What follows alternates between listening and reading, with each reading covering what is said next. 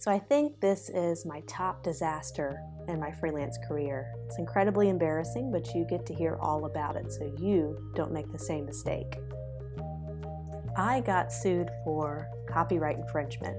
Yes, copyright infringement. Sounds serious, and it is. I did a stupid thing, and I was building a website for a client. They were in the orthodontics industry, and I decided, as a filler for one of their categories on their website, I wanted to go to Google and find a photo on there and put it as a temporary placeholder, even though the website was live. So I thought nothing of it. I figured I'd replace the photo with a professionally purchased photo at some point in the future. So we launched the website. It was fantastic. The client was happy. I was happy. He sent me final payment for the website. And then 1 month passes and my client frantically calls me on the phone and says, I have a letter from this ABC company and they say that we have copyright infringement on one of their photos.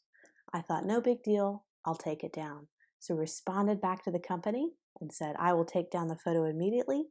My apologies. But that wasn't enough. They were actually going to press charges and send us to court over this for the amount of $1,400 for this one small little photo I found on Google and used for 1 month on a website. Yes, it was very serious. I ended up calling them and I talked to their legal department and I was able to negotiate it down to $900. Oh my goodness, that's a lot of money. They were actually suing my client and not me, because I thought my client's the one who did it. So I felt like I needed to pony up the $900 and give it to my client instead, just because I feel like that was the right thing to do. But that was $900. $900 for using this small photo that could have cost $12 on a stock photo site to purchase. That was a major mistake. A great way to avoid this in the future is to make sure when you're on a website, especially a free stock photo website, to make sure you have the proper copyright usage for that website. If it's free, you want to look for something that says CC0 license. Usually that is open for personal and commercial use.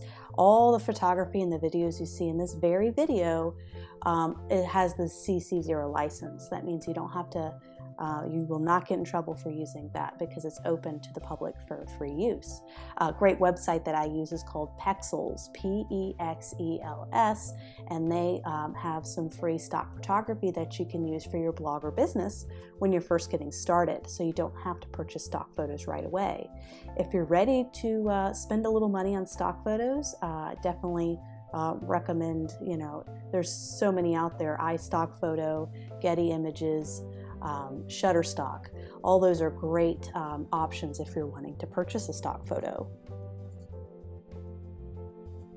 So when you're ready to purchase a stock photo on one of these stock photo sites, there's two different kinds of licensing you need to know about. There's standard and extended license. Which one do you need to get? Well, with the standard license, these are usually good for limited print runs. It's great for putting it on a blog, on a website.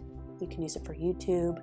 You can use it on advertisement in a newspaper, ads online, limited print runs. So if you're printing 1,000 of these things, that's okay. One person in your company can be using this photo at any time. So you have a graphic designer who's using the photo. And these are usually the cheapest to purchase. So you can get a photo as cheap as $12 and be able to use it on an ad, which is viewable by 100,000 people.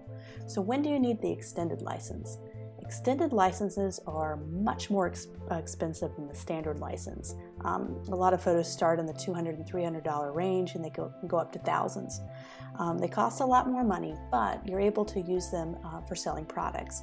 So for a standard license, a lot of times you cannot put a stock photo onto a t-shirt or a mug and sell it. You have to buy the extended license to be able to use that stock photo to sell products and items. And if you have anything that has mass production, so you're going to print 1 million copies of something, usually an extended license is needed.